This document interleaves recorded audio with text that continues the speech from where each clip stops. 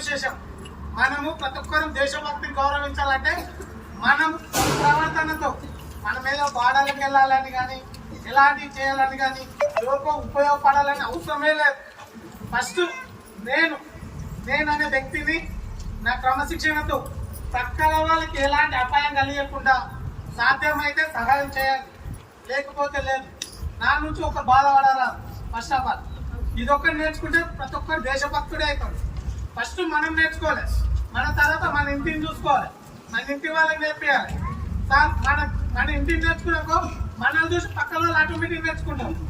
ఇది మన స్కూల్ నుంచే, మన విద్యార్థుల నుంచి, మన టీచర్స్ నుంచి చూసి పక్కన ఉన్న స్కూల్ కానీ పక్కన ఉన్న కుటుంబాలు కానీ నేర్చుకోవాలని నేను కోరుకుంటున్నాను.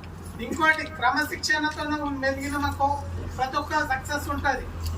ఉదాహరణకు ఏపీజే అబ్దుల్ కలాం ఒక నిరుపేద కుటుంబానికి చెందిన వ్యక్తి, తినడానికి ఒక పూట తిండి లేని వ్యక్తి. వారి తండ్రి తమిళనాడు రాష్ట్రం.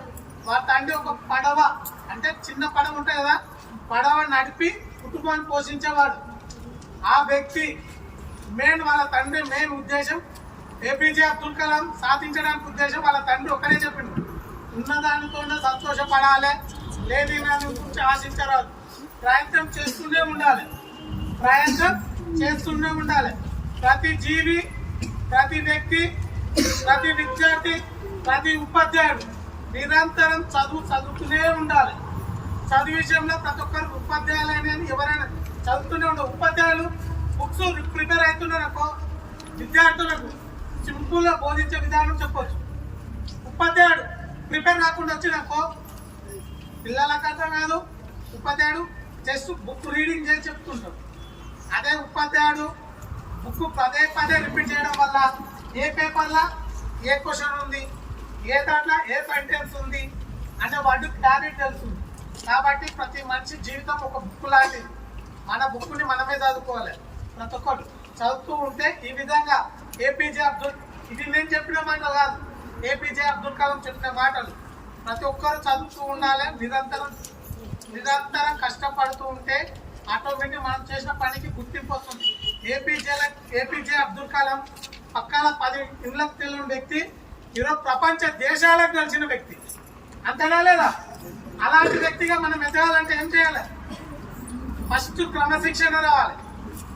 క్రమశిక్షణ, నెక్స్ట్ బుక్స్ రీడింగ్, కొత్త దాని గురించి అధ్యయనం ఉండాలి. వారే ఎందుకు చెప్తున్నారు స్పీచ్, మనం ఎందుకు చెప్పలేము? మనలోనే ఏముంది మనలోనే లోటు ఏముంది ఫస్ట్ ఆఫ్ ఆల్ అది తెలుసుకోవాలి. వారు చెప్తున్నారు, మనం చెప్పలేమా? తప్పు చేయని వ్యక్తి ఎవరు లేరు. నాతో సహా ప్రతి ఒక్కరు తప్పు చేసిన వ్యక్తే ఉంటారు. తప్పుని సరిదిద్దుకున్న వ్యక్తే ఒక మనిషి. తప్పు చేయని వ్యక్తి ఎవరు లేకుంటారు. ఫస్ట్ తడబడుకుంటారు, వచ్చి నేర్చుకోవాలి. నెక్స్ట్ టైం ఫస్ట్ 5 మాటలు చెప్తారు, నెక్స్ట్ 10 మాటలు వస్తాయి, తర్వాత ఆటోమేటిక్ స్పీచ్ వస్తుంది. ప్రతి ఒక్కరు ధైర్యం స్పీచ్ వస్తుంది. ధైర్యంగా నిలబడి చెప్పగలగాలి, క్రమశిక్షణతో ఉండాలి. ఇవొక్కటి అందరు మంచిగా ఉంటాయి, ప్రతి ఒక్కరు సక్సెస్ ఆటోమేటిక్ వస్తాయి.